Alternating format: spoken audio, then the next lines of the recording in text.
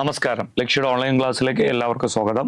വരാൻ പോകുന്ന assistant salesman പരീക്ഷയ്ക്ക് തയ്യാറെടുക്കുന്ന ഉദ്യോഗാർത്ഥികൾക്ക് വേണ്ടിയിട്ട് ഇപ്പോൾ ഈയിടയ്ക്ക് നടന്ന കുറച്ച് ചോദ്യങ്ങളും അവയുടെ വിശദീകരണങ്ങളും നിങ്ങളുടെ മുന്നിലേക്ക് എത്തിക്കാനായിട്ടാണ് ഇന്ന് ഈ ക്ലാസ്. ഓക്കെ, അപ്പോൾ ഈ ഒരു ചോദ്യങ്ങളുടെ വിശദീകരണം കണ്ടന്റ് രൂപത്തിലാണ് പഠിപ്പിക്കുന്നത്. അതുകൊണ്ട് തന്നെ നിങ്ങൾക്ക് ഇതൊരു ടോപ്പിക് വൈസ് ആയിട്ടും വേണമെങ്കിൽ പഠിച്ചെടുക്കാം. ഓക്കെ, അപ്പോൾ കുറച്ച് ചോദ്യങ്ങൾ എടുത്തിട്ട് അതിന്റെ വിശദീകരണങ്ങൾ എന്തായിരിക്കും, സിമിലർ ആയിരിക്കും. അതാണ് ഞാൻ ഉദ്ദേശിച്ചത്.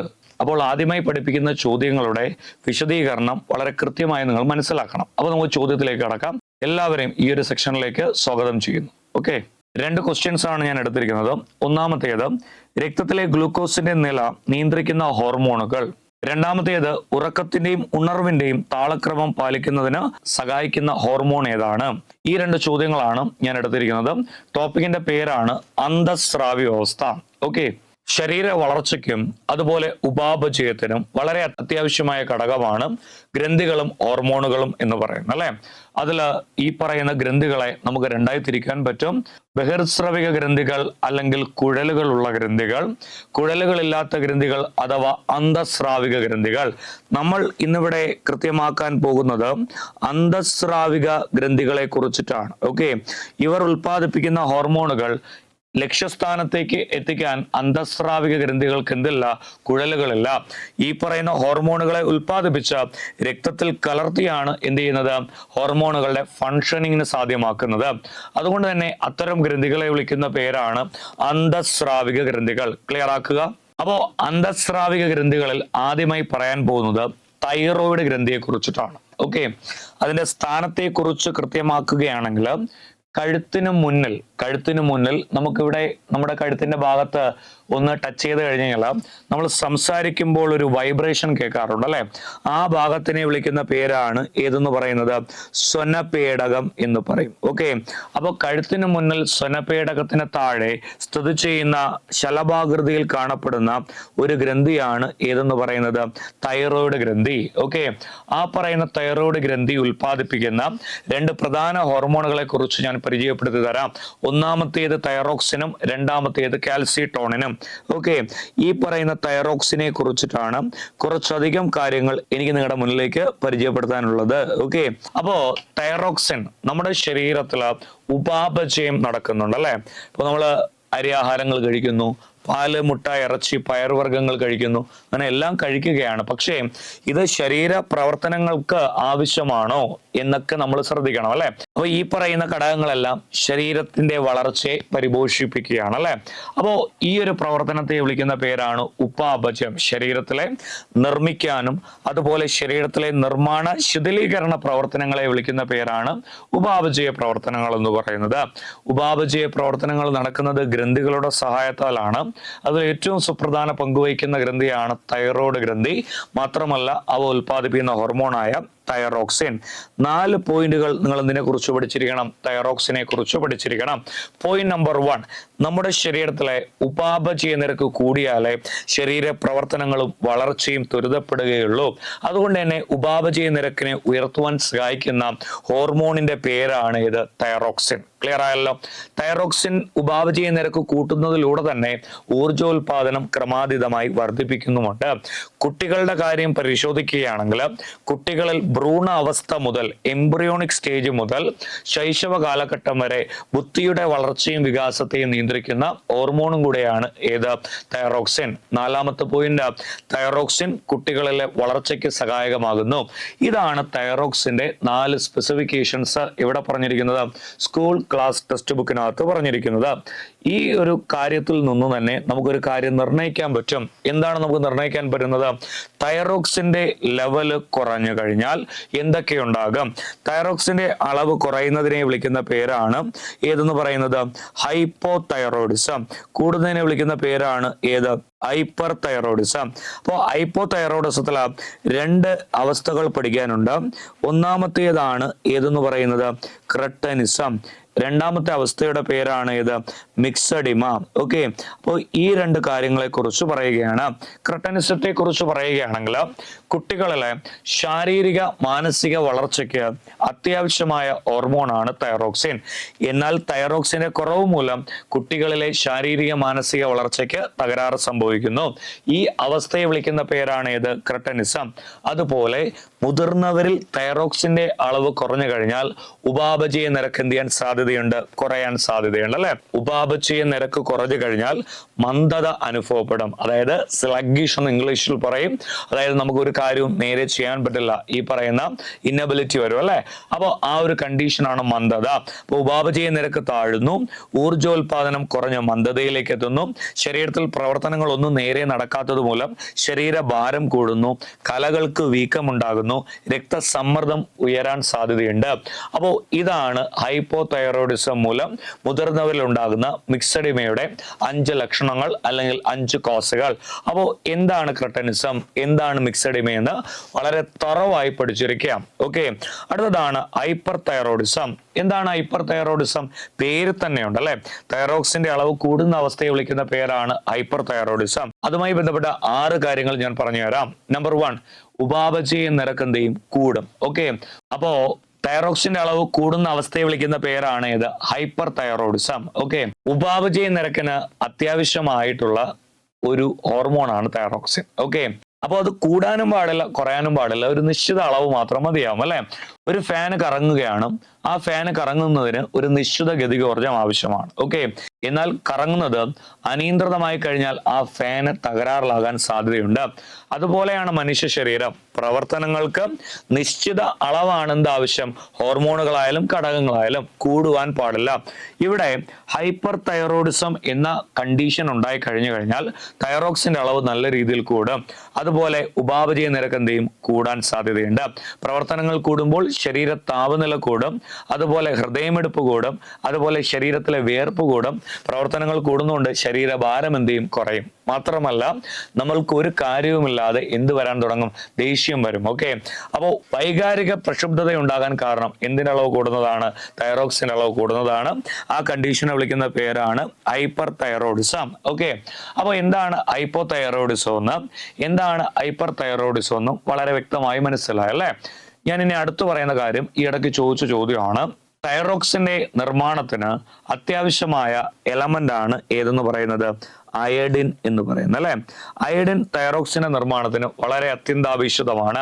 കടൽ മത്സ്യങ്ങളുടെ തല, അതുപോലെ കടൽ വിഭവങ്ങൾ, അയഡിൻ ചേർത്ത ഉപ്പ്, ഇതിലൊക്കെ സമൃദ്ധമായിട്ട് ഉണ്ട് ഏത്? അയഡിൻ എന്ന് പറയുന്നത് അല്ലെ.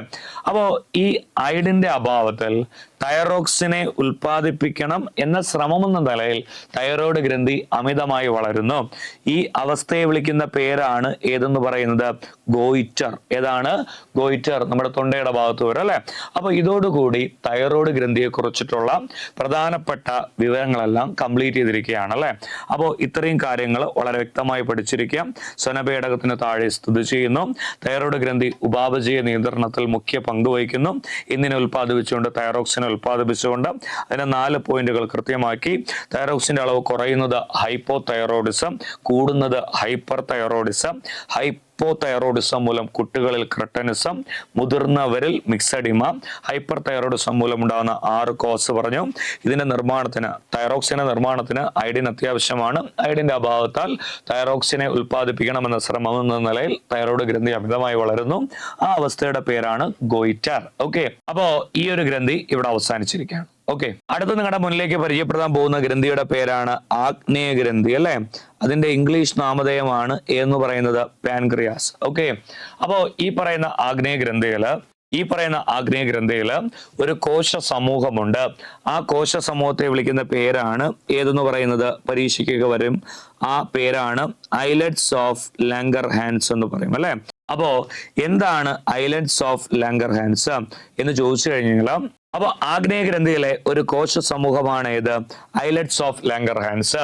ഈ പറയുന്ന കോശ സമൂഹത്തില് 2 പ്രധാന കോശങ്ങളെ കുറിച്ച് ഞാൻ പരിചയപ്പെടുത്തുകയാണ്. ഒന്നാമത്തേതിന്റെ പേരാണ് ഏത്? ആൽഫ കോശങ്ങൾ. രണ്ടാമത്തേതിന്റെ പേരാണ് ബീറ്റ കോശങ്ങൾ. ആൽഫ കോശം ഉൽപ്പാദിപ്പിക്കുന്ന ഹോർമോണിനെ വിളിക്കുന്ന പേരാണ് ഗ്ലൂക്കഗോൺ. ബീറ്റ കോശങ്ങൾ ഉൽപ്പാദിപ്പിക്കുന്ന ബീറ്റാ കോശങ്ങൾ ഉൽപ്പാദിപ്പിക്കുന്ന ഹോർമോണിനെ വിളിക്കുന്ന പേരാണ് ഏത്? ഇൻസുലിൻ. അപ്പോ ഇൻസുലിൻ. ഓക്കെ, അപ്പോ ആഗ്നേയഗ്രന്ഥിയുടെ പ്രധാന ജോലി, ഹോർമോണൽ ഫംഗ്ഷൻ എന്ന് പറയുന്നത്, രക്തത്തിൽ നോർമൽ ഗ്ലൂക്കോസ് എന്ന് പറയുന്നത് 70 മുതൽ 110 മില്ലിഗ്രാം പെർ 100 ml ആണ് അല്ലെ. ഈ അളവ് കൂടാനും പാടില്ല, കുറയാനും പാടില്ല. കൂടിക്കഴിഞ്ഞു കഴിഞ്ഞാൽ അതിനെ കുറയ്ക്കുവാൻ സഹായിക്കുന്ന ഹോർമോൺ ആണ് ഏതെന്ന് പറയുന്നത്? ഇൻസുലിൻ എന്ന് പറയുന്നത്. ഓക്കെ, ഇൻസുലിൻ രക്തത്തിൽ ഗ്ലൂക്കോസിന്റെ ലെവൽ കൂടിയാൽ അതിനെ എങ്ങനെയൊക്കെ കുറയ്ക്കുന്നു? പോയിന്റ് നമ്പർ 1, ഈ പറയുന്ന രക്തത്തിൽ അധികമായി വരുന്ന ഗ്ലൂക്കോസിനെ നമ്മുടെ ശരീരത്തിലെ ഒരു പ്രധാന അവയവമായ കരളിൽ അവയെ എന്താക്കി സ്റ്റോർ ചെയ്യാൻ സഹായിക്കുന്നു? ഗ്ലൈക്കോജൻ ആക്കി സ്റ്റോർ ചെയ്യാൻ സഹായിക്കുന്നു. അപ്പോൾ ഗ്ലൂക്കോസ് കരളിൽ സംഭരിക്കുന്നത് ഏത് രൂപത്തിലാണ്? ഗ്ലൈക്കോജൻ രൂപത്തിലാണ്. അത് മാത്രമല്ല, ഈ പറയുന്ന അധികമായി വരുന്ന ഗ്ലൂക്കോസിനെ പരമാവധി കോശങ്ങളിലേക്ക് പ്രവേശിപ്പിക്കുന്നു. എവിടേക്ക് പ്രവേശിപ്പിക്കുന്നു? കോശങ്ങളിലേക്ക് പ്രവേശിപ്പിക്കുന്നു. അപ്പോൾ ഈ 2 മാർഗങ്ങളിലൂടെയാണ് ഇൻസുലിൻ ഗ്ലൂക്കോസിന്റെ അളവിനെ കുറയ്ക്കുന്നത്. അതുപോലെ രക്തത്തിൽ പഞ്ചസാരയുടെ, ഗ്ലൂക്കോസിന്റെ അളവ് കുറഞ്ഞു കഴിഞ്ഞാൽ അതിനെ ഉയർത്തുവാൻ സഹായിക്കുന്ന ഹോർമോണാണ് ഏതെന്ന് പറയുന്നത്? ഗ്ലൂക്കഗോൺ എന്ന് പറയുന്നത്. എന്താണ് ഗ്ലൂക്കഗോൺ ചെയ്യുന്നത്, അല്ലെങ്കിൽ എങ്ങനെയാണ് ഗ്ലൂക്കോസിന്റെ അളവ് കൂട്ടുന്നത് എന്ന് ചോദിച്ചു കഴിഞ്ഞു കഴിഞ്ഞാൽ, കരളിൽ സംഭരിച്ചിരിക്കുന്ന ഗ്ലൈക്കോജനെ തിരിച്ചെന്തായിട്ട് മാറ്റുന്നുണ്ട്? ഗ്ലൂക്കോസ് ആയിട്ട് മാറ്റുന്നുണ്ട്. ഓക്കെ, അപ്പോൾ കരളിൽ സംഭരിച്ചിരിക്കുന്ന ഗ്ലൈക്കോജനെ ഗ്ലൂക്കോസ് ആക്കി മാറ്റുകയും നമ്മുടെ ശരീരത്തിലേക്ക് പ്രവേശിക്കുന്ന മാംസ്യം അതിന്റെ ലളിത രൂപമായ അമിനോ ആസിഡായി മാറുന്നുണ്ട് അല്ലെ.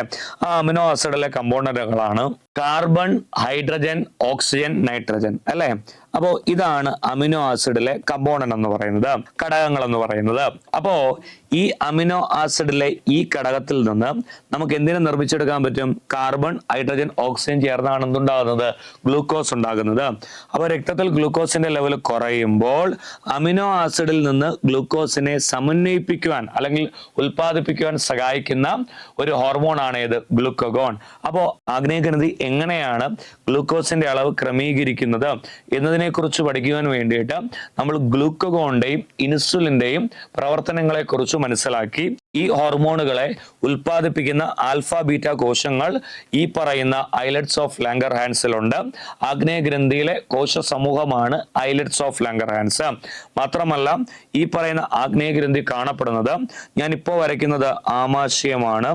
ഈ ആമാശയത്തിന്റെ തുടർച്ചയായി കാണപ്പെടുന്ന ഈ ഒരു ഭാഗമാണ് സി ആകൃതിയിലെ ഈ ഒരു ഭാഗമാണ് ഏത്? പക്വാശയം. ഏതാണ്? പക്വാശയം. ആ പക്വാശയവുമായി ബന്ധിപ്പിച്ചിരിക്കുന്ന ഗ്രന്ഥിയാണ് ഏതെന്ന് പറയുന്നത്? ആഗ്നേയഗ്രന്ഥി. അപ്പൊ സ്ഥാനവും കൂടെ വളരെ വ്യക്തമായിട്ട് പഠിച്ചിരിക്കുക. ഓക്കെ, ഇനി നമ്മൾ അടുത്ത് പഠിക്കാൻ പോകുന്നത് ആഗ്നേയഗ്രന്ഥിയിലെ പ്രധാന ഹോർമോണായ ഇൻസുലിന്റെ ഉൽപാദനം തകരാറിലാകുന്നത് മൂലമുണ്ടാകുന്ന രോഗത്തെ കുറിച്ചിട്ടാണ്. ഓക്കെ, പ്രമേഹം അഥവാ ഡയബറ്റീസ് മെലിറ്റസ് എന്ന രോഗത്തെക്കുറിച്ച് പല ചോദ്യങ്ങളും PSC മത്സര പരീക്ഷയ്ക്ക് ചോദിച്ചിട്ടുണ്ട്.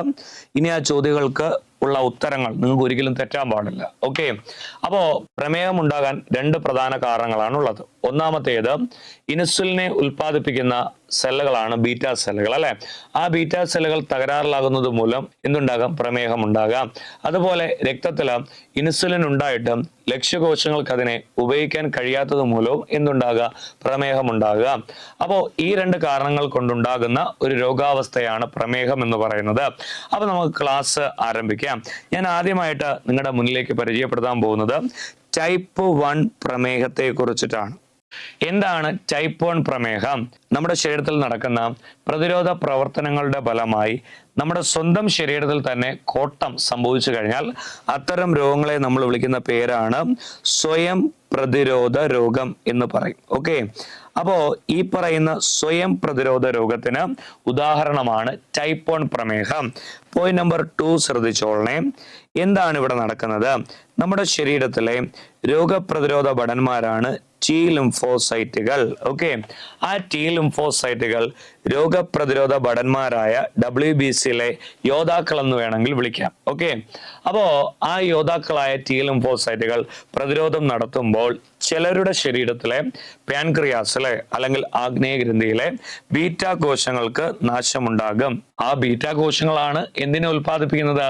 ഇൻസുലിനെ ഉൽപ്പാദിപ്പിക്കുന്നത് അല്ലെ. അപ്പൊ ബീറ്റാ കോശങ്ങൾ നശിച്ചു കഴിഞ്ഞാൽ ഇൻസുലിന്റെ ഉൽപാദനം തകരാറിലാവുകയും രക്തത്തിൽ ഗ്ലൂക്കോസിന്റെ അളവ് ക്രമാതീതമായി വർദ്ധിക്കുകയും ചെയ്യും.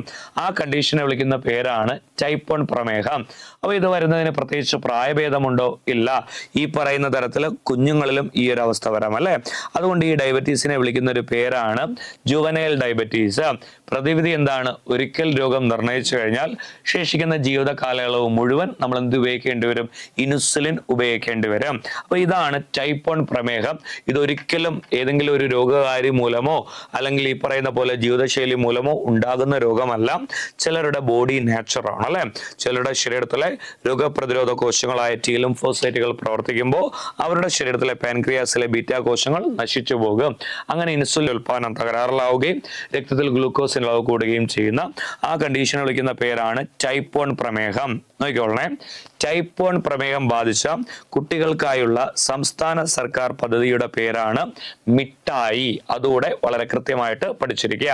അപ്പോൾ ടൈപ്പ് 1 പ്രമേഹത്തെ കുറിച്ചുള്ള ഡീറ്റെയിലിംഗ് ഇവിടെ അവസാനിച്ചിരിക്കുകയാണ്. അടുത്ത നമുക്ക് എന്ത് പഠിക്കാം? ടൈപ്പ് 2 പ്രമേഹം പഠിക്കാം. ടൈപ്പ് 2 പ്രമേഹം വളരെ കൃത്യമായി ശ്രദ്ധിച്ചിരിക്കുക. നമ്മുടെ ടൈപ്പ് 1 പ്രമേഹം നമ്മൾ പഠിച്ചതാണ്. കുറെ കാര്യങ്ങൾ അതിൽ നിന്ന് മനസ്സിലായി. അതൊരിക്കലും ഒരു ജീവിതശൈലി രോഗമല്ല, ഒരു സ്വയം പ്രതിരോധ രോഗമാണ്. അപ്പോൾ എന്താണ് ടൈപ്പ് 2 പ്രമേഹം? വളരെ കൃത്യമായി പറഞ്ഞു കഴിഞ്ഞാൽ ഇതൊരു ജീവിതശൈലി രോഗമാണ്. ഇത് ടൈപ്പ് 2 പ്രമേഹം. ഈ പറയുന്ന ടൈപ്പ് 2 പ്രമേഹത്തിന് കാരണം അനാരോഗ്യകരമായ ഭക്ഷണ രീതി, വ്യായാമമില്ലായ്മ, അമിതഭാരം, ഇതൊക്കെയാണ് ടൈപ്പ് 2 പ്രമേഹം ഉണ്ടാകാനുള്ള കാരണങ്ങൾ. എന്താണ് കോസ് എന്ന് പറയുന്നതിന് മുമ്പായിട്ട് ഒരു കാര്യം മനസ്സിലാക്കി തരാം. നമ്മുടെ രക്തക്കുഴലിലൂടെ രക്തം ഒഴുകുകയാണ്. അതിലൂടെ ട്രാവൽ ചെയ്യുന്നതാണ് ആരെന്ന് പറയുന്നത്? ഹോർമോണുകൾ. ഞാനിപ്പോൾ വരയ്ക്കുന്നത് ഇൻസുലിൻ എന്ന് പറയുന്ന ഹോർമോണാണ്. ഈ ഹോർമോണിന് ഉറപ്പായിട്ടും എന്ത് കാണും? ലക്ഷ്യകോശങ്ങൾ കാണും. ആ ലക്ഷ്യകോശങ്ങൾക്ക് ഈ പറയുന്ന തരത്തിൽ റിസപ്റ്ററും കാണും. ആ റിസപ്റ്റർ വഴി ലക്ഷ്യകോശങ്ങൾ എന്തിനെ സ്വീകരിക്കും? ഇൻസുലിനെ സ്വീകരിച്ച് ഈ പറയുന്ന ഇൻസുലിനെ ഉപയോഗിക്കുന്നു. എന്നാൽ നിങ്ങളൊരു കാര്യം ആലോചിച്ച് നോക്കി നോക്കുക. അതായത് നമ്മൾ ആരോഗ്യവാനല്ല. ഓക്കെ. അപ്പൊ ആരോഗ്യവാനല്ലാത്ത ആളുടെ ലക്ഷണങ്ങൾ എന്താണ്? വ്യക്തമായി വ്യായാമങ്ങളൊന്നും ചെയ്യില്ല, ആഹാരം നിയന്ത്രിക്കില്ല, അമിതഭാരമായിരിക്കും അല്ലെ. അപ്പൊ ഇത്തരത്തിലുള്ള ആളുടെ സെല്ലുകളും എന്തായിരിക്കും? ഈ പറയുന്ന രീതിയിൽ ഒരു ഇനാക്റ്റീവ് ആയിരിക്കും അല്ലെ. അതുകൊണ്ട് തന്നെ ഈ പറയുന്ന അമിതഭാരമുള്ള ആളോ വ്യായാമമില്ലാത്ത ഒരാളോ ആഹാരം നിയന്ത്രിക്കാത്ത ഒരാളുടെ ഈ പറയുന്ന ഇൻസുലിനെ സ്വീകരിക്കുന്ന ലക്ഷ്യകോശങ്ങൾ എന്ത് ചെയ്യുന്നു? അതിനെ സ്വീകരിക്കാതിരിക്കുന്നു. അപ്പോ കോസ് ഇത്രയേ ഉള്ളൂ. ഇൻസുലിൻ ഉണ്ടായിട്ടും ലക്ഷ്യകോശങ്ങൾ എന്ത് ചെയ്യുന്നില്ല? സ്വീകരിക്കുന്നില്ല. അതിന് കാരണങ്ങളാണ് ഞാൻ പറഞ്ഞു വന്നത്. ഈ പറയുന്ന ടൈപ്പ് 2 പ്രമേഹം ഒരു ജനിതക രോഗമായി പരിഗണിക്കാൻ സാധിക്കില്ല. It is solidly not a lifestyle disorder. ഇതൊരിക്കലും ഉറപ്പായിട്ടൊരു ജനിതക രോഗമാണെന്ന് നമുക്ക് പറയാൻ പറ്റില്ല. നമ്മുടെ രക്ഷകർത്താക്കളിൽ നിന്നും പാരിസ്ഥിതിക ഘടകങ്ങളോടൊപ്പം ഇത് വേണമെങ്കിൽ നമുക്ക് വരാം. ഓക്കെ. പക്ഷെ നമ്മൾ ആരോഗ്യവാന്മാരാണെങ്കിൽ വരാനുള്ള സാധ്യത കുറവാണ്. എന്നാൽ മറ്റ് ജനിതക രോഗം അങ്ങനെയല്ല. ആരോഗ്യവാന്മാരാണെങ്കിലും വരും. പക്ഷെ ഇത് ആരോഗ്യവാനാണെങ്കിൽ വരാനുള്ള സാധ്യത എന്ത് ചെയ്യും? കുറഞ്ഞു കിട്ടും. അപ്പോൾ ഇതാണ് ടൈപ്പ് 2 പ്രമേഹത്തെ കുറിച്ച് നിങ്ങൾ പഠിക്കേണ്ടത്. പ്രതിവിധി എന്താണ്? വ്യായാമം ചെയ്യുക, ആഹാരം നിയന്ത്രിക്കുക എന്നുള്ളതാണ് അല്ലെ. അതുപോലെ ഭക്ഷണക്രമം കൃത്യമാക്കുക. ലോക പ്രമേഹ ദിനം എന്നൊന്ന് ചോദിച്ചു കഴിഞ്ഞാൽ എന്താണ്? നവംബർ 14. പ്രമേഹ ബോധവൽക്കരണ ചിഹ്നം എന്താണ്? നീല വളയമാണ് അല്ലെ. അപ്പോ ബോധവൽക്കരിക്കേണ്ട പ്രമേഹം ഏതന്നെയാണ്? ടൈപ്പ് 2 പ്രമേഹം. അപ്പോ ആഗ്നേയഗ്രന്ഥി, ടൈപ്പ് 1 പ്രമേഹം, ടൈപ്പ് 2 പ്രമേഹം, ഇത്രയും കാര്യങ്ങൾ വളരെ കൃത്യമായിട്ട് പഠിച്ചിരിക്കുകയാണ്. അപ്പോൾ നമ്മൾ പറഞ്ഞ രണ്ട് ഗ്രന്ഥികളും, ഒന്നാമത്തേത് തൈറോയ്ഡ് ഗ്രന്ഥിയും രണ്ടാമത്തേത് ആഗ്നേയഗ്രന്ഥിയും, അവയെക്കുറിച്ചുള്ള വിവരങ്ങൾ സ്ലൈഡ് ഉപയോഗിച്ച് റിവൈസ് ചെയ്യാണ്, കൃത്യമാക്കുക. ഓക്കെ. ഉപാപചയ നിയന്ത്രണം. ശരീരത്തിൽ നടക്കുന്ന നിർമ്മാണ ശിഥിലീകരണ പ്രവർത്തനങ്ങളെ പൊതുവെ ഉപാപചയം എന്ന് വിളിക്കുന്നു. ഉപാപചയ പ്രവർത്തനങ്ങളും ഹോർമോണുകളുടെ പ്രവർത്തനത്താലാണ് നിയന്ത്രിക്കപ്പെടുന്നത്. ക്ലിയർ ആക്കുക.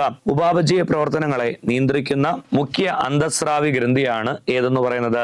തൈറോയ്ഡ് ഗ്രന്ഥി. ഈ തൈറോയ്ഡ് ഗ്രന്ഥിയെ കുറിച്ച് നമ്മൾ ഡീറ്റെയിൽ ചെയ്തിട്ടുണ്ട്. തൈറോയ്ഡ് ഗ്രന്ഥി ഉൽപ്പാദിപ്പിക്കുന്ന രണ്ട് ഹോർമോണുകളാണ് തൈറോക്സിനും കാൽസിട്ടോണിനും. കാൽസിട്ടോണിനെ കുറിച്ച് പറഞ്ഞുതരാമേ. തൈറോക്സിന്റെ ധർമ്മങ്ങൾ ലിസ്റ്റ് ചെയ്തിരിക്കുന്നു, ശ്രദ്ധിക്കൂ. ഇത് സ്കൂൾ ക്ലാസ് ടെക്സ്റ്റ് ബുക്ക് ആയതുകൊണ്ടാണ് ഇങ്ങനെയൊക്കെയുള്ള സെന്റൻസ് കാണാൻ പറ്റുന്നത്.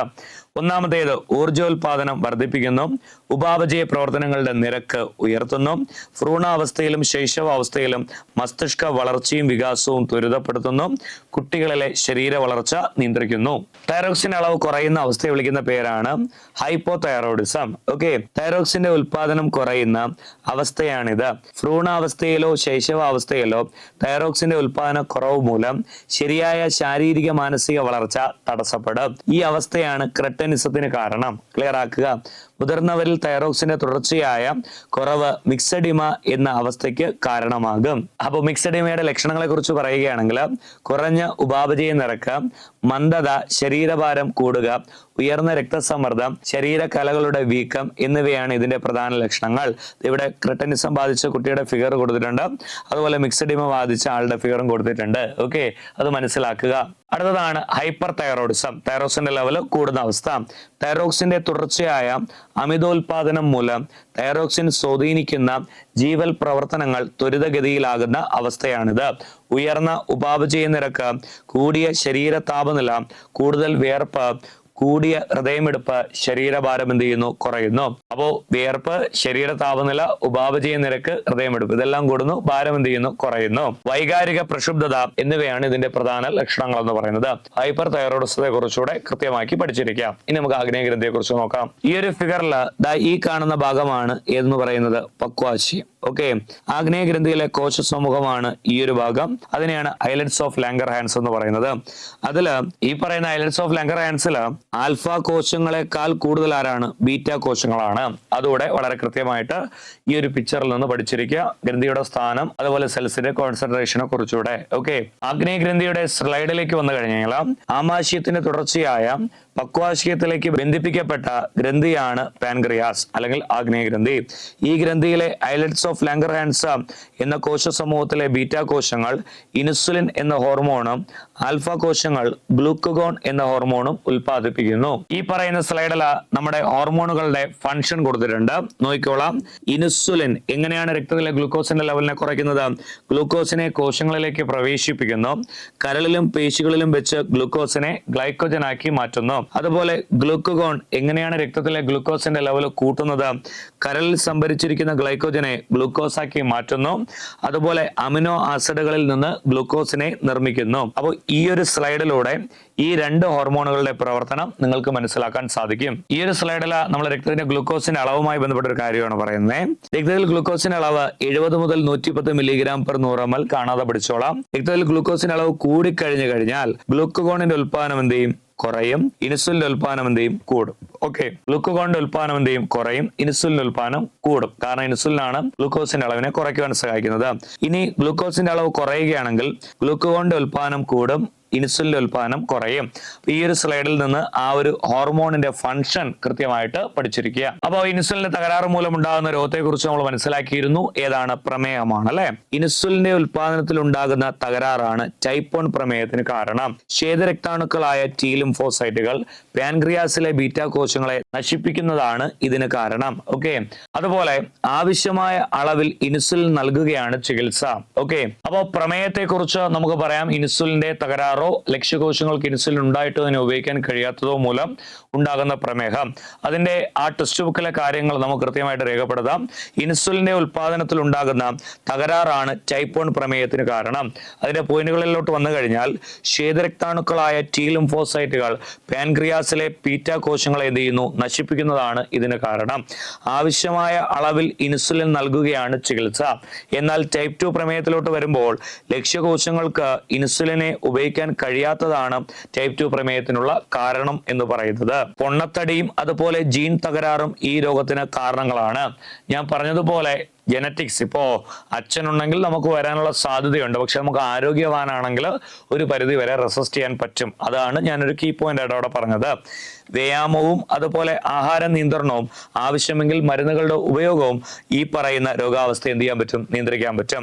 ലോകാരോഗ്യ സംഘടനയും ഇന്റർനാഷണൽ ഡയബറ്റിക് ഫെഡറേഷനും സംയുക്ത ആഭിമുഖ്യത്തിൽ എല്ലാ വർഷവും നവംബർ 14 പ്രമേഹ ബോധവൽക്കരണ ദിനമായി ആചരിക്കുന്നു. കൃത്യമാക്കുക. വർദ്ധിച്ചു വരുന്ന പ്രമേഹത്തിന് ബോധവൽക്കരണമാണ് ഇതുകൊണ്ട് ഉദ്ദേശിക്കുന്നത്. നീലവൃത്തമാണ് എന്ന് പറയുന്നത് പ്രമേഹ ബോധവൽക്കരണ ചിഹ്നം അല്ലെങ്കിൽ ഇതിന്റെ ലോഗോ എന്ന് പറയുന്നത് ഇവിടെ കൊടുത്തിട്ടുണ്ട്. അപ്പോ ഇത്രയും കാര്യങ്ങളാണ് പ്രമേഹത്തെ കുറിച്ച് മനസ്സിലാക്കിയിരിക്കേണ്ടത്. നമ്മൾ നേരത്തെ പഠിച്ചതുപോലെ രക്തത്തിലെ ഗ്ലൂക്കോസിന്റെ അളവ് 70 മുതൽ 110 മില്ലിഗ്രാം പെർ 100 ml ആയിരുന്നു അല്ലെ. എന്നാൽ രക്തത്തിലെ കാൽഷ്യത്തിന്റെ അളവ് എത്രയെന്ന് ചോദിച്ചു കഴിഞ്ഞാൽ 9 മുതൽ 11 മില്ലിഗ്രാം പെർ 100 ml ആണ്. അത് ഈ ഒരു സ്ലൈഡിൽ വളരെ വ്യക്തമായിട്ട് കൊടുത്തിട്ടുണ്ട്. ഓക്കെ, അപ്പോ ഈ പറയുന്ന രക്തത്തിലെ കാൽഷ്യത്തിന്റെ അളവ് കൂടുന്നു, കുറയുന്നു. അപ്പോ ഒരിക്കലും രക്തത്തിൽ കാൽഷ്യത്തിന്റെ അളവ് എന്ത് ചെയ്യാൻ പാടില്ല, കൂടാനും പാടില്ല. കാരണം ഈ പറയുന്ന തരികളായി ഉറക്കുകളിലൊക്കെ അടിഞ്ഞുകൂടി മൂത്രത്തിലെ കല്ല് പോലെയുള്ള അവസ്ഥകളിലേക്കൊക്കെ എത്തിക്കാം. അതുപോലെ കുറഞ്ഞു കഴിഞ്ഞാൽ അസ്ഥികൾ മൃദുവായി അസ്ഥികൾ പൊടിഞ്ഞു പോകാൻ സാധ്യതയുണ്ട്. അപ്പോൾ എപ്പോഴും ഒരു നിശ്ചിത നിരക്കിൽ എന്തിനെ നിലനിർത്തണം, ഈ കാൽഷ്യത്തിന്റെ അളവിനെ നിലനിർത്തണം. കൂടിക്കഴിഞ്ഞു കഴിഞ്ഞാൽ ഈ പറയുന്ന ഇവിടെ കൊടുത്തിട്ടുണ്ട്, രക്തത്തിലെ കാൽഷ്യത്തിന്റെ അളവ് കൂടിയാൽ തൈറോയ്ഡ് ഗ്രന്ഥി എന്തിനെ ഉൽപ്പാദിപ്പിക്കുന്നു, കാൽസിട്ടോണിനെ ഉൽപ്പാദിപ്പിക്കുന്നു. അപ്പോൾ ഈ പറഞ്ഞതിൽ നിന്ന് ഒരു കാര്യം നമുക്ക് മനസ്സിലാക്കാൻ സാധിച്ചു അല്ലെ. എന്താണ് മനസ്സിലാക്കാൻ സാധിച്ചത്? കാൽഷ്യത്തിന്റെ അളവ് കൂടിയാൽ അതിനെ കുറയ്ക്കുവാൻ സഹായിക്കുന്നു ആര്, കാൽസിട്ടോണിൻ. ഒന്നാമത്തെ പോയിന്റ് ശ്രദ്ധിക്കുക. എങ്ങനെയാണ് കുറയ്ക്കുന്നത്? അസ്ഥികളിൽ നിന്ന് കാൽഷ്യം രക്തത്തിലേക്ക് കലരുന്ന ഒരു പ്രവർത്തനമുണ്ട്, അതിനെന്ത് ചെയ്യുന്നു, കാൽസിട്ടോണിൻ തടയുന്നു. മാത്രമല്ല രക്തത്തിൽ അധികമായുള്ള കാൽഷ്യത്തെ അസ്ഥികളിൽ സംഭരിക്കുന്നു. അപ്പോൾ ഈ രീതിയിലാണ് രക്തത്തിൽ കാൽഷ്യത്തിന്റെ അളവ് കൂടിയാൽ കാൽസിട്ടോണിൻ കുറയ്ക്കുന്നത്. ഈ രണ്ട് പോയിന്റുകളും വളരെ കൃത്യമായിട്ട് എന്ത് ചെയ്യുക, പഠിച്ചിരിക്കുക. ഇനി രക്തത്തിലെ കാൽഷ്യത്തിന്റെ അളവ് എങ്ങാനും കുറഞ്ഞാൽ അതിനെ കൂട്ടുവാൻ സഹായിക്കുന്നതാണ് പാരാതൈറോയ്ഡ് ഗ്രന്ഥി ഉൽപ്പാദിപ്പിക്കുന്ന പാരാതെർമോൺ. തൈറോയ്ഡ് ഗ്രന്ഥിയുടെ പിന്നിലായി കാണപ്പെടുന്ന ഡോർസൽ സൈഡിലായിട്ട് കാണപ്പെടുന്ന ഗ്രന്ഥിയാണ് പാരാതൈറോയ്ഡ് ഗ്രന്ഥി. ഈ ഹോർമോൺ പാരാതെർമോൺ എന്ന് പറയുന്ന ഹോർമോൺ എങ്ങനെയാണ് കാൽഷ്യത്തിന്റെ അളവിനെ കൂട്ടുന്നത് നോക്കാം. വൃക്കകളിൽ നിന്നും കാൽഷ്യത്തെ രക്തത്തിലേക്ക് പുനരാഗീരണം ചെയ്യുന്നു. നമുക്ക് അറിയാവുന്ന കാര്യമാണ്, രക്തത്തിലെ മാലിന്യങ്ങളെ അരിച്ചു മാറ്റണം എന്ന ലക്ഷ്യത്തോടു കൂടി വൃക്കകൾ രക്തത്തെ അരിക്കാറുണ്ട് അല്ലെ. ആ അരിച്ചു കിട്ടുന്ന ഘടകത്തെ വിളിക്കുന്ന പേരാണ് ഗ്ലോമറുലാർ ഫിൽട്രേറ്റ്. അതിൽ ഒരുപാട് ആവശ്യ ഘടകങ്ങളുമുണ്ട്, കുറച്ച് വിസർജിക്കേണ്ട ഘടകങ്ങളും ഉണ്ട്. അതിൽ നിന്നും ഈ ആവശ്യമായ കാൽഷ്യത്തെ പുനരാഗീരണം ചെയ്യാൻ സഹായിക്കുന്ന ഹോർമോണാണ് ഏത്, പാരാതെർമോൺ എന്ന് പറയുന്നത്. മാത്രമല്ല അസ്ഥികളിൽ കാൽഷ്യം സംഭരിക്കുന്നുണ്ടല്ലോ, ആ പറയുന്ന പ്രവർത്തനത്തെ തടയുന്നു, പൂർണ്ണമായിട്ടും രക്തത്തിൽ കാൽഷ്യത്തെ നിലനിർത്തുന്നു. അപ്പോൾ ഇവിടെ സ്ലൈഡ് നമുക്ക് വായിച്ചു കഴിഞ്ഞാൽ വൃക്കകളിൽ നിന്ന് കാൽഷ്യത്തെ രക്തത്തിലേക്ക് പുനരാഗീരണം ചെയ്യുന്നു, അസ്ഥികളിൽ കാൽഷ്യം സംഭരിക്കുന്നത് തടയുന്നു. അപ്പോൾ ഇതാണ് കാൽഷ്യത്തിന്റെ ക്രമീകരണം നമ്മുടെ ടെക്സ്റ്റ് ബുക്കിനകത്ത് കൊടുത്തിട്ടുള്ളത്, കൃത്യമായിട്ട് പഠിച്ചിരിക്കുക. ഈ സ്ലൈഡിൽ വളരെ വ്യക്തമായി നിങ്ങൾ കണ്ടുകൊണ്ടിരിക്കുന്നത് വൃക്കയുടെ മുകളിലായി സ്ഥിതി ചെയ്യുന്ന അഡ്രിനൽ ഗ്രന്ഥിയെ കുറിച്ചിട്ടാണ്. ഓക്കെ, ഇവിടെ താഴെ കൊടുത്തിട്ടുണ്ട് അഡ്രിനൽ ഗ്രന്ഥി ഉൽപ്പാദിപ്പിക്കുന്ന ഹോർമോണുകൾ, ടെക്സ്റ്റ് ബുക്കിൽ നിന്ന് എടുത്തതാണ്. അപ്പോ ഈ ഒരു ബ്രൗൺ നിറത്തിൽ കാണപ്പെടുന്ന ഈ ഒരു ഭാഗമാണ് ഇത് വൃക്ക എന്ന് പറയുന്നത് അല്ലെ. ആ വൃക്കയുടെ മുകളിലായി കാണപ്പെടുന്ന ഈ ഗ്രന്ഥിയാണ് ഏത്, അഡ്രിനൽ ഗ്രന്ഥി. ആ അഡ്രിനൽ ഗ്രന്ഥിയെ കുറച്ച് സൂം ചെയ്ത് കാണിച്ചിട്ടുണ്ട്. അപ്പോ ഈ ഒരു ഭാഗം, അതിന്റെ ഉൾഭാഗത്തെ വിളിക്കുന്ന പേരാണ് മെഡുല, പുറം ഭാഗത്തെ വിളിക്കുന്ന പേരാണ് കോർട്ടക്സ്. രണ്ടിടത്തും എന്തുണ്ട്, ഹോർമോണുകളുണ്ട്. ആദ്യം പറയുന്നത് ഉൾഭാഗമായ മെഡുലയിലെ എപ്പിനെഫ്രിനെയും നോർ എപ്പിനെഫ്രിനെയും കുറിച്ചിട്ടാണ്. നമ്മുടെ ശരീരത്തിൽ ഈ പറയുന്ന രണ്ട് നാഡീ പ്രവർത്തനങ്ങൾ നടക്കുന്നുണ്ട്. ഒന്ന് സിമ്പത്തറ്റിക് വ്യവസ്ഥയും രണ്ട് പാരാസിമ്പത്തറ്റിക് വ്യവസ്ഥയും. നമ്മളൊരു ടെൻഷനൊന്നും കൂടാതെ വളരെ വിശ്രമ അവസ്ഥയിൽ പാർക്കിലൂടെ നടക്കുകയാണ്. ഓക്കെ, ആ പാർക്കിലൂടെ നടന്നു പോകുമ്പോൾ നമ്മൾ പെട്ടെന്ന് ഒരു ഇഴജന്തുവിനെ കണ്ട് പേടിക്കുന്നു എന്നുള്ള കാര്യം മനസ്സിലാലോചിക്കുക. ആ വിശ്രമ അവസ്ഥയിൽ പാർക്കിലൂടെ നടക്കുമ്പോൾ പാരാസിമ്പത്തറ്റിക്കും പേടിക്കുമ്പോൾ സിമ്പത്തറ്റിക് വ്യവസ്ഥയും. അപ്പോൾ ശരീരത്തിൽ പേടി ഉണ്ടാകുന്ന സമയത്ത് അല്ലെങ്കിൽ എമർജൻസി കണ്ടീഷനിൽ ഉണരുന്ന നാഡീ വ്യവസ്ഥയുടെ ഭാഗമാണ് സിമ്പത്തറ്റിക് വ്യവസ്ഥ.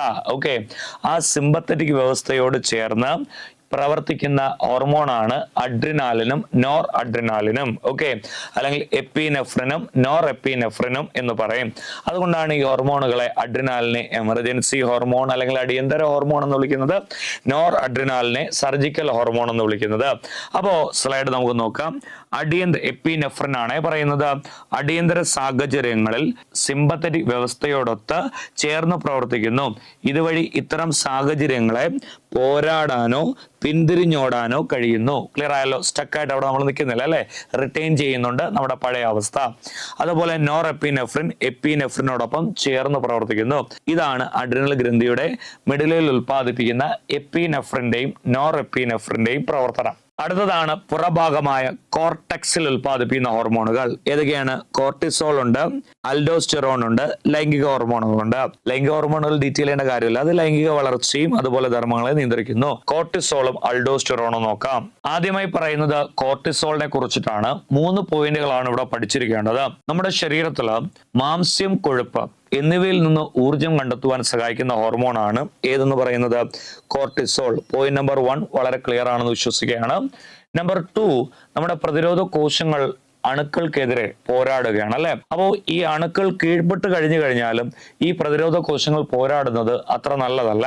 അപ്പൊ അങ്ങനെയുള്ള സാഹചര്യങ്ങളിൽ പ്രതിരോധ കോശങ്ങളുടെ പ്രവർത്തനത്തെ മന്ദീഭവിപ്പിക്കാൻ സഹായിക്കുന്ന ഹോർമോണാണ് ഏതെന്ന് പറയുന്നത്, കോർട്ടിസോൾ എന്ന് പറയുന്നത്. മൂന്നാമത്തെ പോയിന്റ്, ശരീരത്തിൽ വീക്കം, അലർജി എന്നിവയെ ഇല്ലാതാക്കുവാൻ സഹായിക്കുന്ന ഹോർമോണും കൂടെയാണ് കോർട്ടിസോൾ. ഓക്കെ, കോർട്ടിസോളുമായി ബന്ധപ്പെട്ട് 3 കാര്യങ്ങൾ ഞാനിവിടെ പറഞ്ഞിട്ടുണ്ടായിരുന്നു. മാംസ്യ കൊഴുപ്പ് എന്നിവയിൽ നിന്നുള്ള ഗ്ലൂക്കോസ് നിർമ്മാണം, അലർജി, വീക്കങ്ങൾ എന്നിവയെ ഇല്ലാതാക്കുന്നു, പ്രതിരോധ കോശങ്ങളുടെ പ്രവർത്തനത്തെ മന്ദീഭവിപ്പിക്കുന്നു.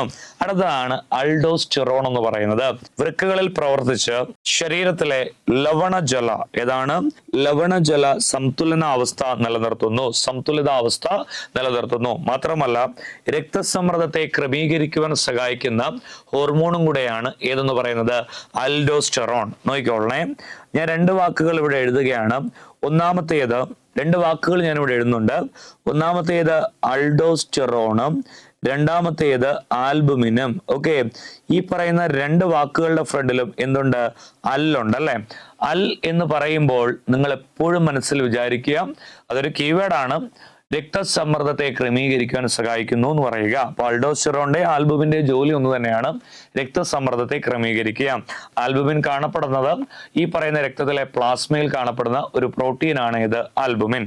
അപ്പോൾ ഇതാണ് അഡ്രിനൽ ഗ്രന്ഥിയെ കുറിച്ച് നിങ്ങൾ പഠിക്കേണ്ടത്. സ്ലൈഡിൽ നിങ്ങൾക്ക് വളരെ വ്യക്തമായ ഒരു ഫിഗർ കാണാൻ പറ്റുന്നുണ്ട്. ശ്വാസകോശങ്ങളുടെ ഇടയിലായിട്ട് മാറലിന് പുറകിലായിട്ടാണ് ആര് കാണപ്പെടുന്നത്, ഈ പറയുന്ന ഗ്രന്ഥി കാണപ്പെടുന്നത്. ഏതാണ് ഈ ഗ്രന്ഥി എന്ന് ചോദിച്ചു കഴിഞ്ഞാൽ അതിന്റെ ഉത്തരം താഴെ തന്നെ കൊടുത്തിട്ടുണ്ട്. ഏത് ഗ്രന്ഥിയാണത്, തൈമസ് ഗ്രന്ഥിയാണ് അല്ലെ. അപ്പോ മാറലിന് പുറകിലായി സ്ഥിതി ചെയ്യുന്ന ഗ്രന്ഥിയാണ് തൈമസ് ഗ്രന്ഥി.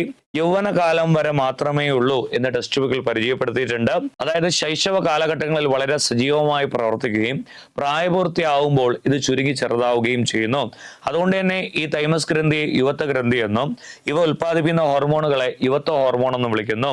ഇതിന്റെ പ്രധാന ഫംഗ്ഷൻ എന്തെന്ന് ചോദിച്ചു കഴിഞ്ഞാൽ ടി ലിംഫോസൈറ്റ് ഉണ്ടല്ലോ, രോഗപ്രതിരോധ ഭടന്മാരായ അവരുടെ പാകപ്പെടലിനും പ്രവർത്തനത്തിനും അത്യാവശ്യമായ ഹോർമോണാണ് ഏത്, തൈമോക്സിൻ. അപ്പൊ നമുക്ക് ഈ പറയുന്ന സ്ലൈഡ് ഉപയോഗിച്ച് ഈ കാര്യങ്ങളെല്ലാം പഠിച്ചെടുക്കാം. യൗവനകാലം വരെ മാത്രമേ ഉള്ളൂ. മാറലിന് പിന്നിലായി സ്ഥിതി ചെയ്യുന്ന അന്തസ്രാവി ഗ്രന്ഥിയാണ് തൈമസ് ഗ്രന്ഥി. ഓക്കെ, ശൈശവ കാലഘട്ടത്തിൽ വളരെ സജീവമായി പ്രവർത്തിക്കുന്ന ഈ ഗ്രന്ഥി പ്രായപൂർത്തിയാകുമ്പോൾ ചുരുങ്ങി ചെറുതാകുന്നു. തൈമോസിൻ എന്ന ഹോർമോൺ ഉൽപ്പാദിപ്പിക്കുന്നത് ഈ ഗ്രന്ഥിയാണ്. യുവത്വ ഹോർമോൺ എന്നും ഇതിനെ വിളിക്കാറുണ്ട്. ഓക്കെ, ശരീരത്തിൽ രോഗപ്രതിരോധ പ്രവർത്തനത്തെ സഹായിക്കുന്ന ടി ലിംഫോസൈറ്റുകളുടെ പാകപ്പെടലിനും പ്രവർത്തനത്തെയും നിയന്ത്രിക്കുക എന്നതാണ് ഈ ഹോർമോണിന്റെ പ്രധാന ധർമ്മം. അപ്പൊ ഇത്രയും കാര്യങ്ങൾ ഇതിനെ കുറിച്ച് പഠിച്ചിരിക്കാം, തൈമസ് ഗ്രന്ഥിയെ കുറിച്ച് പഠിച്ചിരിക്കാം. അപ്പോൾ ഇതുവരെ നമ്മൾ പഠിച്ച ഗ്രന്ഥികൾ ഓർമ്മയുണ്ടല്ലോ, തൈറോയ്ഡ് ഗ്രന്ഥി, ആഗ്നേയ ഗ്രന്ഥി അഥവാ പാൻക്രിയാസ്, അഡ്രിനൽ ഗ്രന്ഥി, അതുപോലെ തൈമസ് ഗ്രന്ഥി. അടുത്തത് നിങ്ങൾ കാണാൻ സാധിക്കുന്നുണ്ട് ജൈവ കടികാരം അല്ലെ. ജൈവ കടികാരം എന്നറിയപ്പെടുന്ന ഗ്രന്ഥി ഏതാണ് കുഞ്ഞുങ്ങളെ, പൈനിയൽ ഗ്രന്ഥി. പീനിയൽ ഗ്രന്ഥി എന്നാണ് നമ്മൾ സാധാരണയായി പറയാറുള്ളത്. അതങ്ങ് പഠിച്ചിരുന്നാലും മതി. ഓക്കെ, മസ്തിഷ്കത്തിന്റെ മധ്യഭാഗത്തായിട്ടാണ് എന്ത് സ്ഥിതി ചെയ്യുന്നത്, ഈ പറയുന്ന പീനിയൽ ഗ്രന്ഥി സ്ഥിതി ചെയ്യുന്നത്. അതും വളരെ കൃത്യമായി പഠിച്ചിരിക്കുക. നമ്മുടെ ശരീരത്തിൽ നടക്കുന്ന താളാത്മകമായ പ്രവർത്തനമാണ് ഉറങ്ങുന്നു, ഉണരുന്നു. ഈ പ്രവർത്തനത്തെ സ്വാധീനിക്കുന്ന ഒരു ഗ്രന്ഥിയാണ് ഏതെന്ന് പറയുന്നത്, പീനിയൽ ഗ്രന്ഥി. ഇത് ഉൽപ്പാദിപ്പിക്കുന്ന ഹോർമോണാണ് ഏത്, മെലാട്ടോണിൻ. ഉറങ്ങുന്ന സമയത്ത് ഉൽപ്പാദനം കൂടുതലും ഉണർന്നിരിക്കുന്ന അവസ്ഥയിൽ ഉൽപ്പാദനം കുറവുമായിട്ടുള്ള ഹോർമോണാണ് മെലാട്ടോണിൻ. അപ്പൊ ഇതുമായി ബന്ധപ്പെട്ട കാര്യങ്ങൾ സ്ലൈഡ് ഉപയോഗിച്ച് നമുക്ക് എന്ത് ചെയ്യാം, പഠിച്ചെടുക്കാം. ഓക്കെ, താളാത്മകമായ ശരീര പ്രവർത്തനത്തിന് ഉദാഹരണമാണല്ലോ ഉറക്കവും ഉണരലും. ഇത്തരം പ്രവർത്തനങ്ങൾ നിയന്ത്രിക്കുന്നത് മസ്തിഷ്കത്തിന്റെ മധ്യഭാഗത്തായി കാണപ്പെടുന്ന പൈനിയൽ ഗ്രന്ഥിയാണ് ഓർ പീനിയൽ ഗ്രന്ഥി. ഇത് ഉൽപ്പാദിപ്പിക്കുന്ന മെലാട്ടോണിൻ എന്ന ഹോർമോണാണ് ദൈനംദിന പ്രവർത്തനങ്ങളുടെ താളക്രമം പരിപാലിക്കുന്നതിന് സഹായിക്കുന്നത്. രാത്രികാലങ്ങളിൽ മെലാട്ടോണിന്റെ ഉൽപ്പാദനം കൂടുതലും പകൽ സമയത്ത് കുറവുമാണ്. അടുത്ത ഈ പറയുന്ന മെലാട്ടോണിന്റെ ഒരു പോയിന്റ് ആണ്, കൃത്യമായ പ്രജനന കാലഘട്ടമുള്ള ജീവികളിൽ ലൈംഗിക പ്രവർത്തനങ്ങളെ നിയന്ത്രിക്കുന്നത് ഈ ഹോർമോണാണ്. പ്രജനന കാലഘട്ടം എന്ന് പറയുന്നത് ഡെഫിനറ്റ് ആയിട്ടൊരു റീപ്രൊഡക്റ്റീവ് പീരീഡ് കാണും, പ്രത്യുൽപാദനത്തിന് വേണ്ടിയിട്ട് ഒരു പീരീഡ് കാണും. അപ്പോൾ കൃത്യമായ പ്രജനന കാലഘട്ടം എന്ന് പറയുന്നത് ഡെഫിനറ്റ് ആയിട്ടുള്ള ഒരു റീപ്രൊഡക്റ്റീവ് പീരീഡ് കാണും. ആ ഒരു സമയത്താണ് അത് പ്രത്യുൽപാദനം നടത്തുന്നത്. അത്തരത്തിൽ ഒരു കാലഘട്ടമുള്ള ജീവികളിൽ ലൈംഗിക പ്രവർത്തനങ്ങളെ നിയന്ത്രിക്കുന്ന ഹോർമോണാണ് ഏതെന്ന് പറയുന്നത്, മെലാട്ടോണിൻ എന്ന് പറയുന്നത്. അപ്പോൾ പീനിയൽ ഗ്രന്ഥിയെ കുറിച്ചുള്ള വിവരങ്ങൾ കംപ്ലീറ്റ് ചെയ്തു. നമ്മുടെ ശരീരത്തിലെ മറ്റെല്ലാ അന്തസ്രാവിക ഗ്രന്ഥികളെയും നിയന്ത്രിക്കുന്ന ഒരു ഗ്രന്ഥിയാണ് പിറ്റ്യൂട്ടറി ഗ്രന്ഥി, ഇല്ലേ? ആ പറയുന്ന പിറ്റ്യൂട്ടറി ഗ്രന്ഥിയുടെ മുൻതളത്തിലുള്ള ഹോർമോണുകളാണ് ഈ ഗ്രന്ഥി പ്രവർത്തനങ്ങളെയൊക്കെ മറ്റു ഗ്രന്ഥി പ്രവർത്തനങ്ങളെയൊക്കെ നിയന്ത്രിക്കുന്നത്. അപ്പൊ അതുമായി ബന്ധപ്പെട്ട ഒരു സ്ലൈഡ് ഞാൻ നിങ്ങളുടെ മുന്നിലേക്ക് പരിചയപ്പെടുത്തുകയാണ്, ശ്രദ്ധിച്ചിരിക്കുക. Number 1, thyroid stimulating hormone or TSH. കണ്ടോ, പിറ്റ്യൂട്ടറി ഗ്രന്ഥിയുടെ മുൻതളത്തിൽ ഉൽപ്പാദിപ്പിക്കുന്ന ഹോർമോണുകൾ. ധർമ്മം എന്താണ്? തൈറോയ്ഡ് ഗ്രന്ഥിയുടെ പ്രവർത്തനത്തെ ഉത്തേജിപ്പിക്കുന്നു. Number 2, adreno corticotropic hormone. Adrenal ഗ്രന്ഥിയുടെ കോർട്ടക്സിന്റെ പ്രവർത്തനത്തെ ഉത്തേജിപ്പിക്കുന്നു. കോർട്ടക്സിൽ ആരൊക്കെയുണ്ട്? അൾഡോസ്റ്റിറോൺ, കോർട്ടിസോള്, ചില ലൈംഗിക ഹോർമോണുകൾ. ഓക്കെ, അപ്പൊ അതാണ് അവിടുത്തെ ഹോർമോണുകൾ എന്ന് പറയുന്നത്. മൂന്നാമത്തേത് ഗൊണാഡോട്രോപിക് ഹോർമോൺ. എന്താണ് ഗൊണാഡുകൾ എന്ന് പറയുന്നത്? പുരുഷന്മാരിൽ വൃഷണം, സ്ത്രീകളിൽ അണ്ഡാശയം. ഇതാണ് ഗൊണാഡ്. അവയുടെ പ്രവർത്തനത്തെ ഉത്തേജിപ്പിക്കുന്ന ഹോർമോണാണ് ഗൊണാഡോട്രോപിക് ഹോർമോൺ. പുരുഷന്മാരിൽ വൃഷണങ്ങളുടെ പ്രവർത്തനം, സ്ത്രീകളിൽ അണ്ഡാശയങ്ങളുടെ പ്രവർത്തനം എന്നിവയെ ഉത്തേജിപ്പിക്കുന്ന ഹോർമോണാണ് ഗൊണാഡോട്രോപിക് ഹോർമോൺ. നാലാമത്തേത് വളർച്ചാ ഹോർമോൺ. ഏതാണ്? സൊമാറ്റോട്രോപ്പിൻ, അല്ലെ? ശരീര വളർച്ചയെ ത്വരിതപ്പെടുത്തുന്നു. അഞ്ചാമത്തതാണ് പ്രൊലാക്റ്റിൻ. എന്തുമായി ബന്ധപ്പെട്ടിരിക്കുന്നു? മുലപ്പാൽ ഉൽപാദനവുമായി ബന്ധപ്പെട്ടിരിക്കുന്നു. അപ്പൊ ഈ 5 ഹോർമോണുകളുടെ പ്രവർത്തനവും ഞാൻ പറയുന്ന ആ ഒരു സമയത്ത് തന്നെ നിങ്ങൾക്ക് എന്ത് ചെയ്യാൻ പറ്റും? ക്യാച്ച് ചെയ്യാൻ പറ്റും, അല്ലെ? അപ്പോൾ ഇതിലൊരു കാര്യം മാത്രം ഞാൻ ഇനി എടുക്കുകയാണ്. വളർച്ചാ ഹോർമോൺ ഏതാണ്? സൊമാറ്റോട്രോപ്പിൻ, അല്ലെ? അപ്പോ ഈ സൊമാറ്റോട്രോപ്പിന്റെ അളവ് വളർച്ചാ ഘട്ടത്തിൽ കുറഞ്ഞു കഴിഞ്ഞാൽ വളർച്ച മുരടിക്കും, അല്ലെ? ആ അവസ്ഥയെ വിളിക്കുന്ന പേരാണ് വാമനത്വം. അതുപോലെ വളർച്ചാ ഘട്ടത്തിൽ സൊമാറ്റോട്രോപ്പിന്റെ അളവ് കൂടിയാൽ ഭീമാകാരത്വം ഉണ്ടാകും. അപ്പോ ഈ പറയുന്ന 2 കാര്യങ്ങളും ഞാൻ പറഞ്ഞപ്പോൾ നിങ്ങൾക്ക് മനസ്സിലായല്ലോ. എന്നാൽ വളർച്ചാ ഘട്ടത്തിന് ശേഷം ഒരു അഡൽട്ട് ആകുന്ന സമയത്താണ് സൊമാറ്റോട്രോപ്പിന്റെ അളവ് കൂടുന്നതെങ്കിൽ നമ്മുടെ ഈ പറയുന്ന താടിയെല്ലാം കൈയൊക്കെ നീണ്ടുപോകും, അല്ലെ? ആ അവസ്ഥയെ വിളിക്കുന്ന പേരാണ് അക്രോമെഗാലി. നോക്കാം നമുക്ക്. എല്ലാവരും ഈ സ്ലൈഡ് ഒന്ന് നോക്കിക്കൊള്ളണേ. വളർച്ചയുടെ ഘട്ടത്തിൽ സൊമാറ്റോട്രോപ്പിന്റെ ഉൽപാദനം കൂടിയാൽ അമിതമായ ശരീര വളർച്ചയുണ്ടാക്കുന്നു. ഈ അവസ്ഥയാണ് ഭീമാകാരത്വം, ജൈജാൻറ്റിസം. ഇവിടെ കൊടുത്തിട്ടുണ്ട് ഈ പറയുന്ന ഭീമാകാരത്വം. അപ്പൊ ഈ പറയുന്ന അവസ്ഥയാണ് ഭീമാകാരത്വം. ഇവിടെ കൊടുത്തിട്ടുണ്ട്, ആ ഒരു ഫിഗർ കൊടുത്തിട്ടുണ്ട്, അല്ലെ? എന്നാൽ വളർച്ചാ ഘട്ടത്തിൽ ഇതിന്റെ ഉൽപാദനം കുറഞ്ഞാൽ വളർച്ച മുരടിച്ച് വാമനത്വത്തിന് കാരണമാകുന്നു. ഇവിടെ കൊടുത്തിട്ടുണ്ട്. അപ്പൊ വാമനത്വവും ഭീമാകാരത്വവും എന്താണെന്ന് മനസ്സിലാക്കുക. വളർച്ചാ ഘട്ടത്തിന് ശേഷം സൊമാറ്റോട്രോപ്പിന്റെ അമിതമായ ഉൽപാദനം മൂലം മുഖം, താടിയെല്ല്, വിരലുകൾ എന്നിവിടങ്ങളിലെ അസ്ഥികൾ വളരുന്ന സാഹചര്യങ്ങൾ ഉണ്ടാകും. ഇതാണ് അക്രോമെഗാലി. ഫിഗർ കൊടുത്തിട്ടുണ്ട്. അപ്പോൾ എന്താണ് അക്രോമെഗാലി, എന്താണ് വാമനത്വം, എന്താണ് ഭീമാകാരത്വം കൃത്യമായി പഠിച്ചിരിക്കുക. ഹൈപ്പോതലാമസിലെ പ്രത്യേക നാഡീസ്രാവ്യ കോശങ്ങൾ ഉൽപ്പാദിപ്പിക്കുന്ന 2 ഹോർമോണുകളാണ്. ഒന്നാമത്തേത് ഓക്സിടോക്സിനും രണ്ടാമത്തേത് വാസോപ്രസിനും. ഓക്സിടോക്സിന്റെ ധർമ്മത്തെ കുറിച്ച് പറഞ്ഞു കഴിഞ്ഞാൽ ഗർഭാശയ ഭിത്തിയിലെ മിനുസപേശികളെ സങ്കോചിപ്പിച്ച് പ്രസവത്തെ സുഗമമാക്കുവാൻ സഹായിക്കുന്ന ഹോർമോണാണ് ഓക്സിടോക്സിൻ. അതുകൊണ്ട് തന്നെ ഓക്സിടോക്സിനെ ബർത്ത് ഹോർമോൺ എന്ന് വിളിക്കാറുണ്ട്. അതുപോലെ മുലപ്പാൽ ചുരത്തുവാൻ സഹായിക്കുന്ന ഹോർമോണാണ് ഏതെന്ന് പറയുന്നത്? ഓക്സിടോക്സിൻ. ഞാൻ നേരത്തെ പറഞ്ഞു മുലപ്പാൽ ഉൽപാദനവുമായി ബന്ധപ്പെട്ടിരിക്കുന്നത് പ്രൊലാക്റ്റിനും ചുരത്തുവാൻ സഹായിക്കുന്നത് ആരാണ്? ഓക്സിടോക്സിനുമാണ്. വാസോപ്രസിൻ അഥവാ ആന്റി ഡൈ യൂററ്റിക് ഹോർമോൺ വൃക്കകളിൽ പ്രവർത്തിച്ച് ജലത്തിന്റെ പുനരാഗീരണത്തിന് സഹായിക്കുന്നു. അപ്പോൾ ഓക്സിടോക്സിൻ പ്രസവ സമയത്ത് ഗർഭാശയ ഭിത്തിയിലെ മിനുസപേശികളെ സങ്കോചിപ്പിച്ച് പ്രസവം സുഗമമാക്കുന്നു, മുലപ്പാൽ ചുരത്താൻ സഹായിക്കുന്നു. വാസോപ്രസിൻ എന്തിനു സഹായിക്കുന്നു? വൃക്കകളിൽ പ്രവർത്തിച്ച് ജലത്തിന്റെ പുനരാഗീരണം, അല്ലെങ്കിൽ നമ്മുടെ ശരീരത്തിലെ ജലം എന്തിലൂടെ പുറന്തള്ളും? മൂത്രത്തിലൂടെ പുറത്തേക്ക് പൊക്കോണ്ടേയിരിക്കും. അപ്പോൾ 2 ഹോർമോണുകളും വളരെ ഇമ്പോർട്ടന്റ് ആണ്. ഇതുമായി വാസോപ്രസിനുമായി ബന്ധപ്പെട്ട ഒരു രോഗാവസ്ഥയെ കുറിച്ച് പറയാനുണ്ട്, അതൊന്ന് ശ്രദ്ധിച്ചിരിക്കുക. വാസോപ്രസിന്റെ ഉൽപാദനം കുറഞ്ഞു കഴിഞ്ഞാൽ വൃക്കയിൽ ജലത്തിന്റെ പുനരാഗീരണം നടക്കാതെ ഈ പറയുന്ന ജലം മൂത്രത്തിലൂടെ പുറന്തള്ളും, അല്ലെ? ഈ ഒരു രോഗാവസ്ഥ അല്ലെങ്കിൽ ഈ ഒരു അവസ്ഥ തുടർന്നാൽ നമ്മൾ ഇതിനെ വിളിക്കുന്ന പേരാണ് ഡയബറ്റീസ് ഇൻസിപ്പഡസ്. നമ്മൾ നേരത്തെ ഒരു ഡയബറ്റീസ് പഠിച്ചു, അത് ഡയബറ്റീസ് മെലിറ്റസ് ആണ്, പ്രമേഹം. ഈ കണ്ടീഷനെ വിളിക്കുന്ന പേരാണ് ഡയബറ്റീസ് ഇൻസിപ്പഡസ്.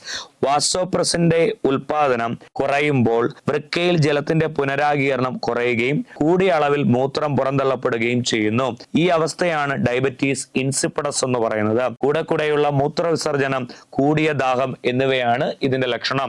അപ്പോൾ എന്താണ് ഡയബറ്റീസ് ഇൻസിപ്പഡസ് എന്നുള്ള കാര്യം വളരെ വ്യക്തമായിട്ട് എന്ത് ചെയ്യുക? പഠിച്ചിരിക്കുക. ഓക്കെ, ഒരുപാട് ചോദ്യങ്ങൾ ഉണ്ടായിരുന്നു. നമ്മൾ 2 ചോദ്യങ്ങളാണ് എടുത്തിട്ടുള്ളത്. രക്തത്തിൽ ഗ്ലൂക്കോസിന്റെ നില നിയന്ത്രിക്കുന്ന ഹോർമോൺ ഏതൊക്കെയാണ്? ഇൻസുലിനും ഗ്ലൂക്കഗോണും. ക്ലിയർ ആയല്ലോ. ഉറക്കത്തിന്റെയും ഉണർവിന്റെയും താളക്രമം പാലിക്കുന്നതിന് സഹായിക്കുന്ന ഹോർമോൺ ഏതാണ്? മെലാട്ടോണിൻ. അപ്പോ ഇതോടുകൂടി നമ്മുടെ ഒരു പ്രധാനപ്പെട്ട ടോപ്പിക് എക്സാമിന് വേണ്ടിയിട്ടുള്ളത് കംപ്ലീറ്റ് ആയി. ഓക്കെ, ഒപ്പം കുറെ ചോദ്യങ്ങളുടെ ഉത്തരവും കൂടെ നിങ്ങൾക്ക് കിട്ടും. അപ്പൊ NCERT നിന്ന് കുറച്ച് ചോദ്യങ്ങൾ പരീക്ഷയ്ക്ക് വരാറുണ്ട്.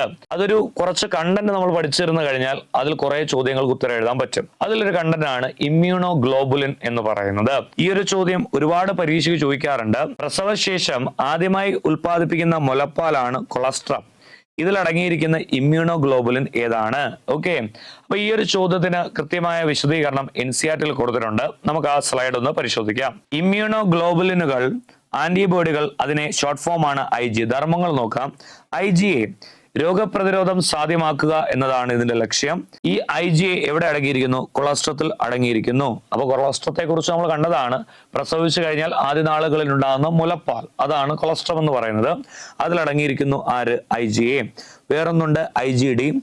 അലർജിക്കും വിഷവസ്തുക്കൾക്കും എതിരായി പ്രവർത്തിക്കുന്നു. പോയിന്റ് നോട്ട് ചെയ്യുക. അലർജിക്കും വിഷവസ്തുക്കൾക്കും എതിരായി പ്രവർത്തിക്കുന്ന ഈ ആന്റിബോഡികൾ ബി ലിംഫോസൈറ്റിൽ കാണപ്പെടുന്നു. നോട്ട് ചെയ്ത് പഠിച്ചോളാം. ഓക്കെ, അപ്പോ ബി ലിംഫോസൈറ്റ് ഉൽപ്പാദിപ്പിക്കുന്ന ഒരു നിര ആന്റിബോഡികളാണ് ഇവ. അതുകൊണ്ട് ബി ലിംഫോസൈറ്റിൽ കാണപ്പെടുന്നു എന്നുള്ളത് കോമൺ ആയിട്ടുള്ള പോയിന്റ് ആണ്.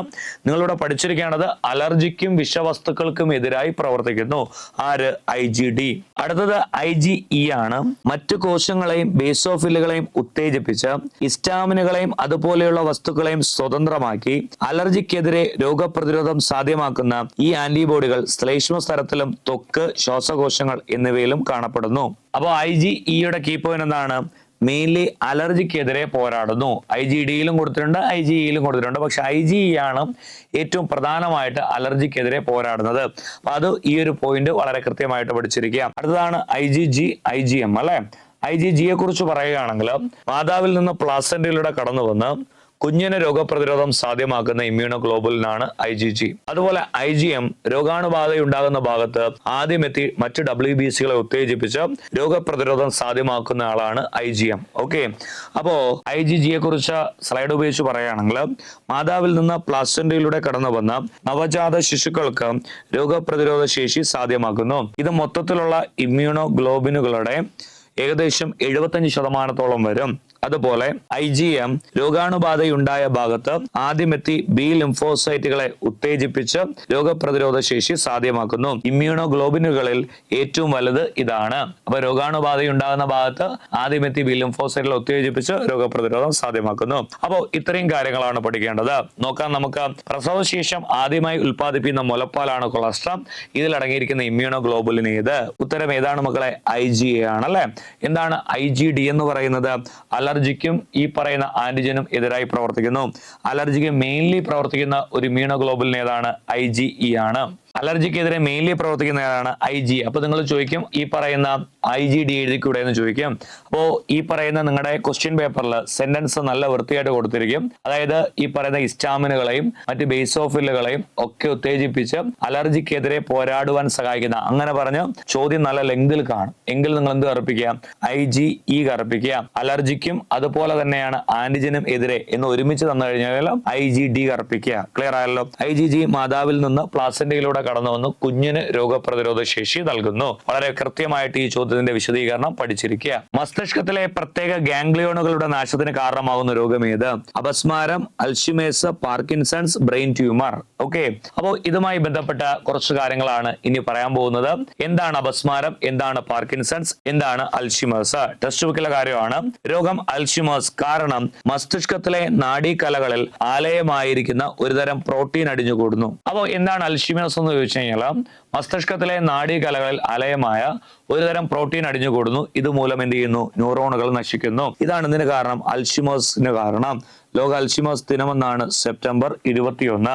മസ്തിഷ്കത്തിലെ നാഡീകലകളിൽ ആലയമായ ഒരുതരം പ്രോട്ടീൻ അടിഞ്ഞുകൂടുന്നു, ന്യൂറോണുകൾ നശിക്കുന്നു. ഇതാണ് രോഗകാരണം.